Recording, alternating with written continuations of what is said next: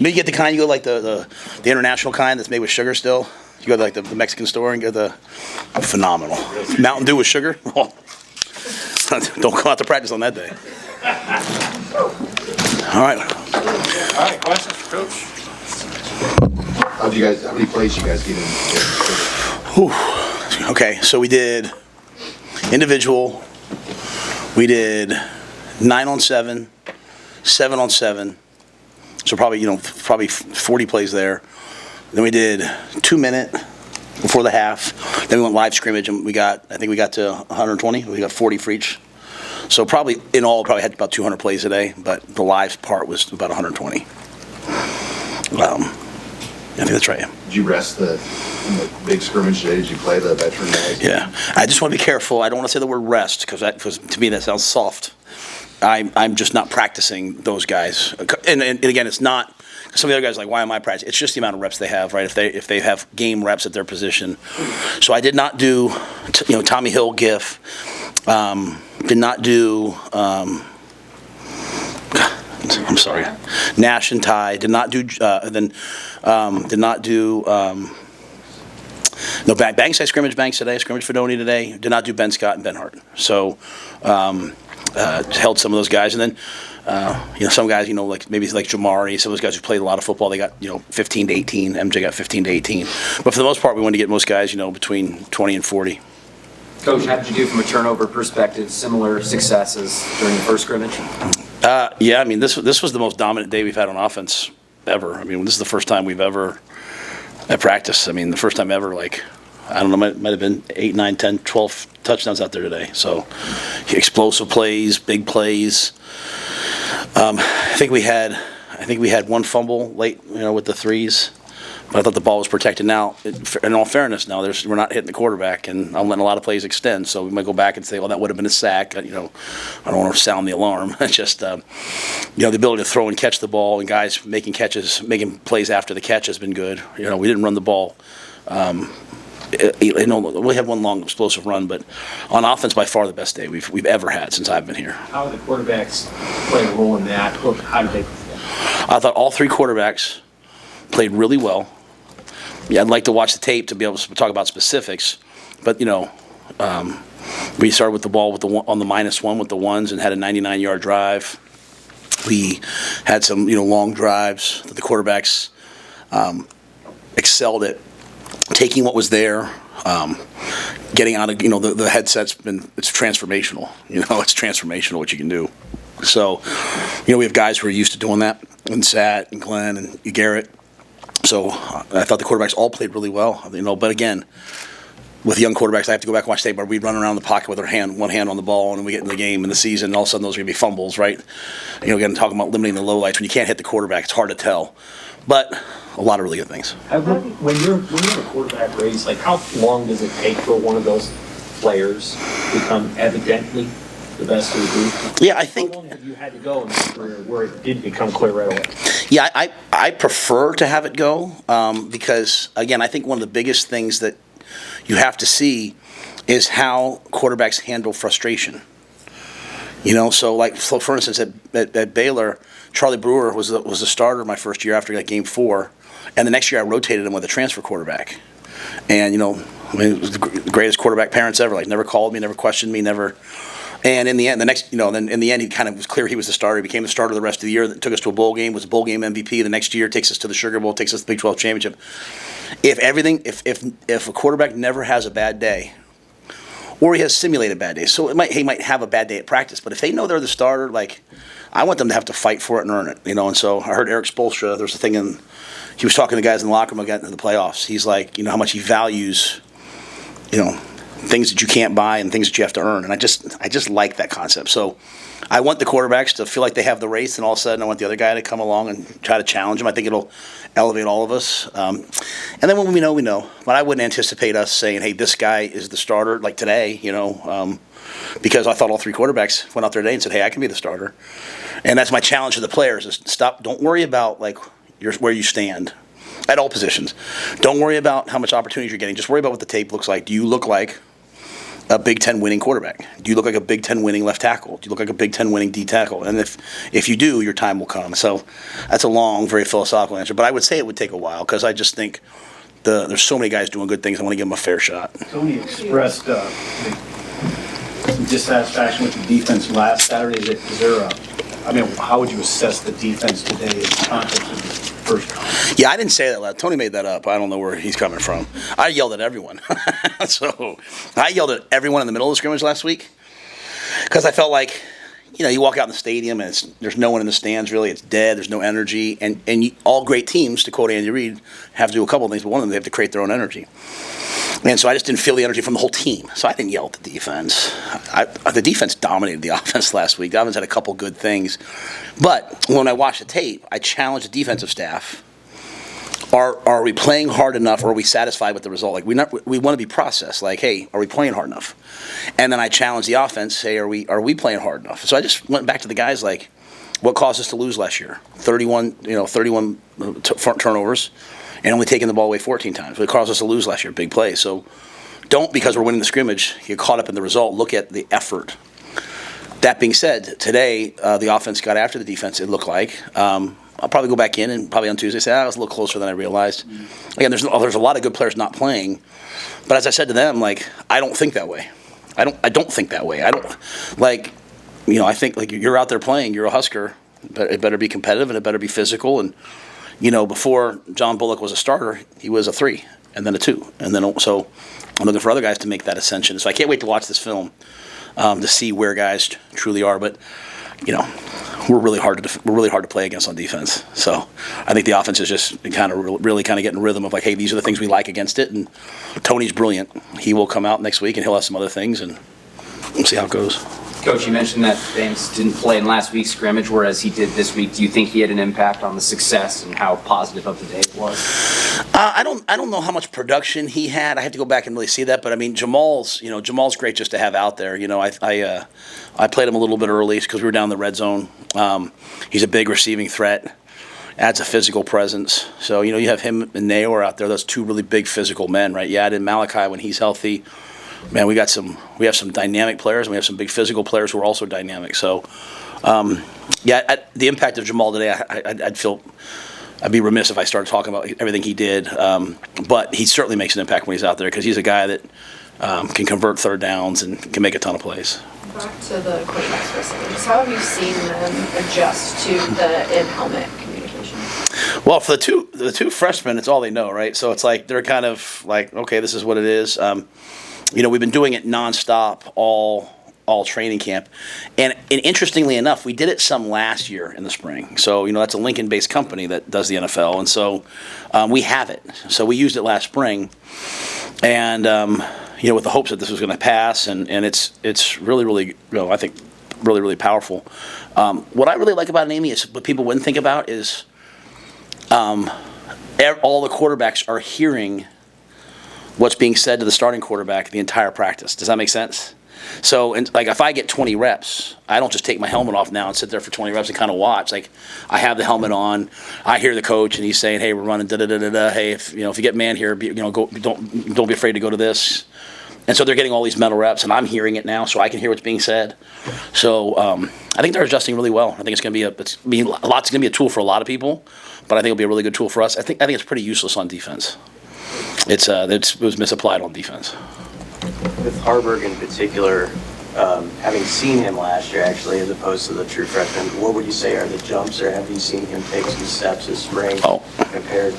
I didn't mean to cut you off. I'm sorry. I'll try very hard not to do that. No, sure not. I think Heinrich, his progressions and his just development as a passer is like light years ahead of where it was. I mean, Heinrich can go out there and run, the zone read and the QB power and just, win games for us. But I think his development as a passer, his development in the protections, I think, year 2 of hearing the same play calls, though there are some that are different, right? But the base genesis of what we're doing is a lot of it's the same. I think you just see a guy that's way more comfortable. And, if you remember last year, they were splitting 4 reps, right? Now that's 3 reps, right? And then we're getting more reps this year than we got last year. So with reps, I think, he continues to get better. On the helmet communication, so are you done doing signals on the sidelines that won't be be any more of that going on during games? I'm not saying anything out loud of what we're doing. I think you'll see most teams continue to signal. You have to signal on defense. See, I've talked to some coaches around the country, and because there's in the NFL, no, you only have 48 guys active on game day, right? So you can't really. It's hard to go chip. Went no huddle, but not many people are going to go fast no huddle the whole game. So you can have one headset, right? And that guy signals the defense to everybody, and you're in the huddle most of the game. And then when it goes 2 minute, they signal from the sidelines most times. Well, what I think you're going to see people do in college now is go even faster because they know the defense has to signal, right? So one guy can't get the play call and tell it to 10 other guys while they're going in 12 seconds. It's impossible. So in the bowl games, when they experimented with it, a lot of teams had they let everyone have a headset, or a lot of teams had 3. So one secondary guy, one linebacker, one D lineman. That didn't pass, and I'm not complaining about it. It's one guy's got it, but we would only really use that. So we'll still signal on defense. We'll have to. And then on offense, I think you'll see a lot of people going even faster. So they'll probably still signal from the sideline. What we do, we'll probably do a little mixture. When does it cut off? And like when you're talking to the quarterback, how late can you go? 15. Yeah. On the play clock. Yep, 15 on the play clock. So when they're walking up, when you see a look, you can still talk to them. Yep, As they're getting up there, hey, look at this guy, look at that guy. Yeah, and I think it's documented, like when the Rams had Jared Goff early on, Sean McVay, they would just constantly play at the line of scrimmage, and up until 15 seconds, like he would be telling them what to do, and then defenses started waiting, showing one thing, and then at 15 seconds, running to a different defense. So there's going to be a lot of chess to this. You can only have one green dot on the field at a time. So there's Jay Terry's going to be losing his mind on the sidelines, right? Elite equipment manager. Let me say this: one of the best of the best. But it's hard on those guys because, to give me an example, I am the starting linebacker. Let's say I have the green dot. You're the backup middle linebacker. So when I'm out and you're in, you have to have the green dot. But we play together on punt team. So you have to have a hot helmet without the dot. The green dot's the guy who has the microphone in it. So you can only have one on the field at a time. So you have to have one helmet. And then all of a sudden, I get hurt, and you got to go running in the game. You're like throwing your helmet, getting the other helmet, running in the game. It's chaos. But it's good. It's kind of fun. We dealt with it in the NFL, and I'm so happy that it passed because it's absolutely what should be happening in football. We're trying to get used to today we practiced the tablets with the video on them. We didn't have that in the NFL. We just had still pictures.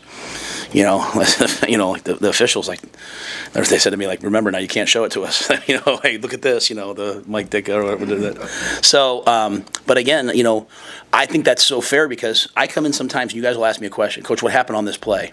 And you have to understand, you guys are in the press box or someone's at home and they're seeing the replay 10 times, right? And the announcer's like, you see here, and everyone knows what happened on the play except for me. I literally look up at the scoreboard, hope they get a glimpse of it, and then we're into the next play. So at least now, for things that we're being held accountable for, and we're going to end up, trending on Twitter and being on the bottom line for, at least now we can go look at the thing and say, oh, this is what happened. Okay, let's fix it. So I think the football product will be even better now that we have the in-game video. How can you get a little bit better on third down defense, and what are maybe the hallmarks of the good third down defenses you've had in your career? Yeah, so third down defense, to me, if everything's pressure, you're never going to be great.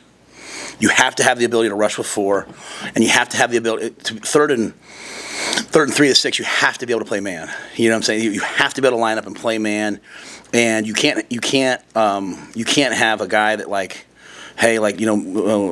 Wisconsin put Spalding at number 3, or I think it's his name, and he kept winning on option routes. You have to have the ability to play man versus all the bunches and stacks, and then when you get to the longer yardage, have the ability to rush 4 and get home. And one of the things in the Big Ten, at least last year, you had Tanner Mordecai, you had all these guys who could get out of the pocket and run, so you have to defend that too. So it's getting great rushers who are also disciplined enough to keep guys in the pocket, the ability to play man, and then still have the pressure package. Like Tony's always going to create chaos, but on 3rd and 7, and if you look back to last year, like halfway through the year, saying we weren't doing great, and then we got ourselves down even lower. We have to make like an 8% jump. I think we're like at 38 in that range. We've got to get down into like the 20s, like the high 20s, to be a dominant defense. I'm more of the, I just want to be great on 3rd and 7+. That's the ones that kill you to me, because then people think they can do it. Like 3rd and 7+ against us, I want to have such an elite pass rush that people just say, you know what, check the ball down, run the ball, don't get a sack fumble. That's the evolution. And then the final thing is just getting people in third down more. We look a lot at the number. I'll also point out to our guys, great defenses, they're in third down 20 sometimes a game. Great bad defenses, they're in it, 10 times a game. So you got to get people to third down. On offense, like, it's not just a percentage. It's, sometimes on offense people will say, like, we're 50%. Yeah, but you were 11 for 22. You can't be in 22 third downs and win college football. You got to be 4 for 8. So the numbers are good, but defensively, I think those 3 things are areas that we're really working on. You need a 4-man rush. How's that going? I don't know. I have to watch today. Like, really important. It's been really good up until today. I'm gonna have to go back and watch, and see how it was today. But we have the guys who can do it. We have guys who can rush. The Jamaris, the MJs. Like Chief Borders is probably the most improved player on our team, I'd say, through camp. I mean, Chief has like, what? I can play, and he's a problem out there. So I think we have the guys to do it. It's just constantly getting great at it. You have almost 100 scholarship-type players on your roster, and the transfer portal is open. It's been open, and not one player has entered the portal. And I know you still got a week left of spring or whatever, but not one guy has entered the portal yet. What do you think it says about the culture of your program that you have all these talented players, you have them all competing, and not one of them yet has decided to leave or look? Well, I mean, why would you go somewhere else? I mean, you have the best facilities in college football, and elite education, the best academic services I've ever been around, elite life skills and player development, the best nutritionist in football, one of the best strength coaches I've ever been around, elite sports science, elite medicine. Coach, you want to go to the NFL, you have a bunch of coaches who've been to the NFL. Why would you go anywhere else? You have the best fan base in college football, the best media base in football. I'm serious, you're going to get, I mean that sincerely, you're going to get covered here. Like sometimes kids will say to me, I'm thinking about this. I'm like, all right, go play in front of 25,000 people and play in obscurity. Like, I wish the teams we placed, like I like to listen to their player interviews. No one else, make sure you guys know you have a good too, but like our players have a good. Like no one else has 5 players every Tuesday and Wednesday getting interviewed. Like, so when you come here, you're getting those opportunities to build your brand. What's that they call it now? Build your brand. Like you're getting opportunities to get yourself out there. Like, we have guys that do, they might do a radio show. They might do this. Like, again, why would you go anywhere else? You have everything you could possibly want here. There's 2 conferences that are dominant in college football. You're playing in them.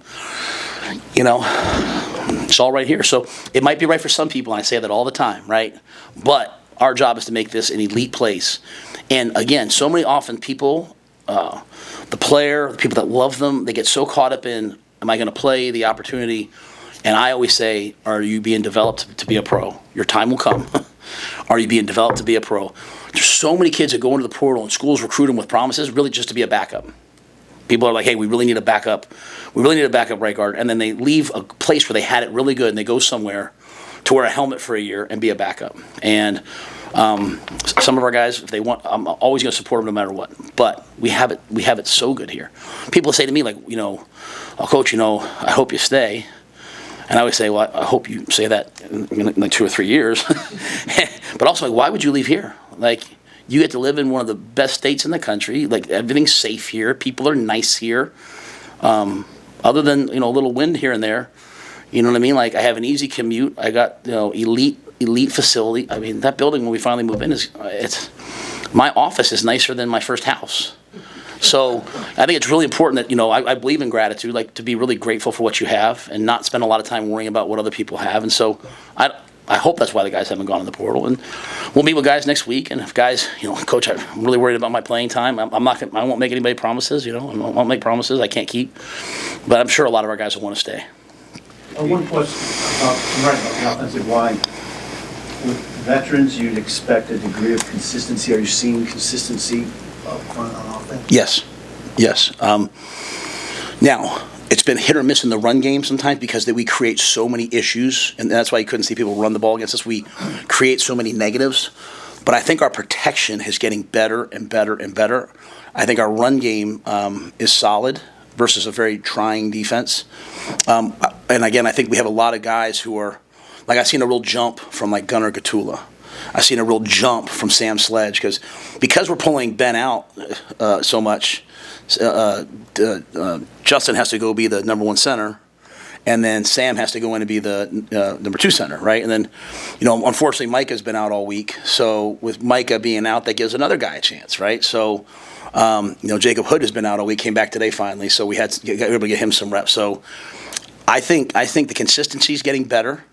I think the way our defense challenges us is really, really good. I think the offensive staff is really culled back. Okay, this is what we're going to do. Like, we're going to get good at this. And, that's on offense. That's how a lot of our team will go, right? Can we protect the passer? And then can we have core runs to stay consistent? I'm seeing us make a lot of big plays. The question is, can we be consistent? We'll make the big plays if we're consistent.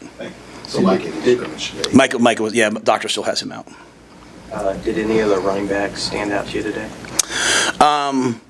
Yeah, I think running back's still a position where we're still not making we're still feeling ourselves, kind of through on this. There's so much protections you have to do. Emmett, is just so consistent and had a big, huge, explosive run. So that's what I love about Emmett, man. He can protect, he can catch the ball in the backfield, he can run the football between the tackles, he can take the ball outside. He just can do it all. So, I was talking to Amon Green as we were walking in because he was watching the scrimmage, and I think Emmett really sort of stands out. So, in terms of what he's doing, so really pleased with him. Maurice, consistent, running the football, and he's pretty good on most of his protections. A lot of the other guys still they can do in our protection scheme. I've got Sean, I've got him, but then I'm also responsible for if the safety comes, and sometimes we miss the safety, and that's I tell them all the time, if you're playing for the Ravens and Lamar Jackson's making $45 million, how many times do you think they're going to let you miss that before they tell you to leave? So you got to learn it now. So I think there's some steps to be made at the running back position for us. Big question mark on the defensive end is kind of that second cornerback position. How is that competing-wise been? Yeah, if we played today, Coop might not. I'd have to ask Coop. I think it'd probably be Hill and Hill. Those two guys. Bly looks excellent out there. He's big, he's physical, he's long, he's competitive, he's smart, he pays attention, he focuses. He's got a short memory. He's going against elite level receivers out there. Jeremiah's been banged up, so Jeremiah was in that mix. But again, you got a lot of guys fighting for the job, and that's another kind of like the quarterbacks. That'll go all the way to the season. But right now, if we play today, I think it would be Hill and Hill. Who led the 99-yard drive? Who led the 99-yard drive? Honestly, was that Heinrich or was that Heinrich or Dylan? I'm not trying to be funny. I really don't remember. Like I said, when you have a 99-yard drive, half of you there's one shoulder celebrating, the other one's like, what the heck is happening here?